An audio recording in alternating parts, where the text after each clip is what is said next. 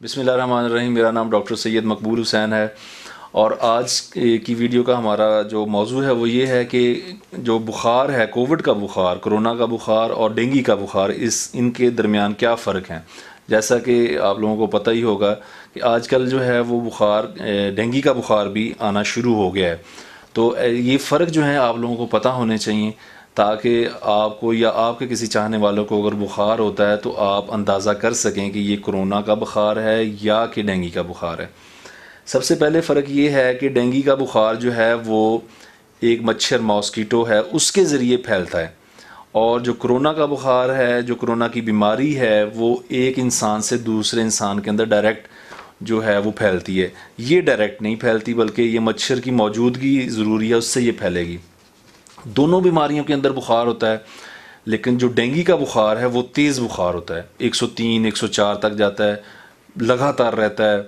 और जो दूसरा कोरोना का बुखार है वो ज़्यादा जा सकता है, लेकिन आम तौर पे वो लो ग्रेड रहता है, और वो पैनाडोल वगैरह लेने से, जो पैरासीटामोल लेने से वो ठीक हो जाता है। ये बुखार जो है ये मेडिसिन को रिस्पॉन्ड कम करता है। इसके अलावा जो पेन है, जिस्म के अंदर दर्द है, वो डेंगू के अंदर बहुत ज़्यादा होती है। इसको डेंगू का दूसरा नाम बोन ब्रेकिंग फीवर भी है, यानी हड्डियों को तोड़ने वाला बुखार। तो इसके अंदर जो पेन है वो बहुत ज़्यादा होती है इंसान को। कोरोना के बुखार के अंदर उस शिद्दत की पेन नहीं होती।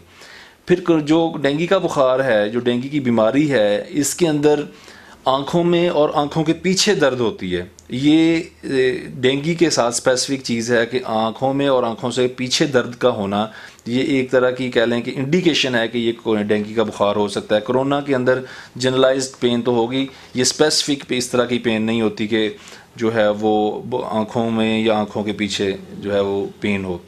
डेंगू के बुखार में इंसान के जिस्म के ऊपर रैश बन जाती है, सुर्ख कलर के दाने बनने शुरू हो सकते हैं, जबकि कोरोना के अंदर जो सुर्ख किस्म के दाने आमतौर पे इस तरह की कोई चीज़ नहीं बनती। कोरोना के बुखार में, कोरोना की बीमारी में जो हमारी रेस्पिरेटरी सिम्टम्स हैं, खांसी, सांस का होना, मसले मसाइल होना, वो ज़्यादा प्रीडोमिनेंट होते हैं, वो ज़्यादा आते हैं। और डेंगू के बुखार के अंदर ये रेस्पिरेटरी जितने भी सिम्टम्स हैं, कफ हो गया या शॉर्टनेस ऑफ ब्रेथ होगी, ये उसने नहीं आते। इसके अलावा आप लोगों को पता है कि जो कोरोना का बुखार है या कोरोना की बीमारी है, जब एक दफ़ा इंसान को हो जाती है तो दोबारा री इन्फेक्शन होने के चांसेस रिलेटिवली कम हैं कि वो दोबारा फिर उसको कोरोना हो। और अगर खुदा ना खास्ता दोबारा कोरोना होता है तो वो उसकी सीवियरिटी ज़्यादा नहीं होती। ये नहीं कि दोबारा होने से सीवियरिटी बढ़ जाए, लेकिन डेंगू का बुखार बिल्कुल अपोजिट है कि इसमें दोबारा भी हो सकता है। और अगर किसी इंसान को दोबारा डेंगू का बुखार हो तो वो पहले बुखार की निस्बत ज़्यादा डेंजरस और उसके अंदर कॉम्प्लिकेशंस के आने के चांसेस ज़्यादा होते हैं। तो एक दफ़ा जिस बंदे को डेंगू का बुखार हो गया, उसको नेक्स्ट जो है ये ज़रूरी है कि वो बचे, मच्छर से बहुत ज़्यादा बचे, क्योंकि अगली दफ़ा अगर उसको खुदा ना खासा डेंगू हुआ तो वो ख़तरनाक डेंगू होगा। जो डेंगू की बीमारी है वो कंटेजियस नहीं है, यानी वो एक बंदे से दूसरे बंदे में नहीं फैलती। अगर घर में किसी एक बंदे को खुदा ना खासा डेंगू है तो उसके लिए जो आइसोलेशन जो है कि बिल्कुल अलग कर दिया जाए, इस तरह की ज़रूरत नहीं है, क्योंकि वो उससे दूसरे को नहीं फैलेगा।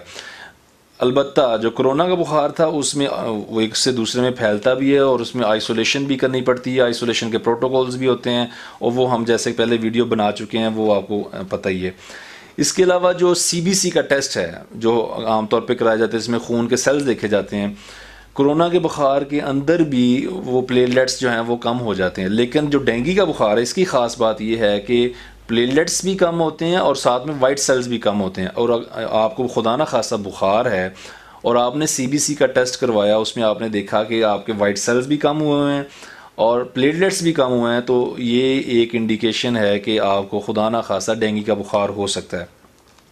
इसी तरह जो इसकी ट्रीटमेंट है उसमें कुछ फ़र्क हैं कि जो डेंगू का बुखार है, जो डेंगू की बीमारी है, इसके अंदर पेन किलर्स, जो दर्द की दवाएं हैं वो नहीं ली जाती, क्योंकि इस बीमारी के अंदर ब्लीडिंग के चांसेस ज़्यादा होते हैं, और जो दर्दों, जो NSAIDs हैं, जो पेन किलर्स हैं, वो ब्लीडिंग के चांसेस को बढ़ाती है। तो आपने इस बीमारी के अंदर पेन किलर्स नहीं लेने, सिर्फ पैनाडोल, पैरासीटामोल की मेडिसिन लेनी है, जबकि कोरोना के पेशेंट्स जो हैं वो पेन किलर्स ले सकते हैं। इसी तरह स्टीरॉयड्स जो हैं वो कोरोना के पेशेंट्स में बहुत ज़्यादा यूज़ किए जाते हैं। डेंगू के अंदर स्टीरॉयड्स का कोई रोल नहीं है, बल्कि स्टीरॉयड्स जो हैं उनके नुकसानात हैं डेंगू के बीमारी के अंदर।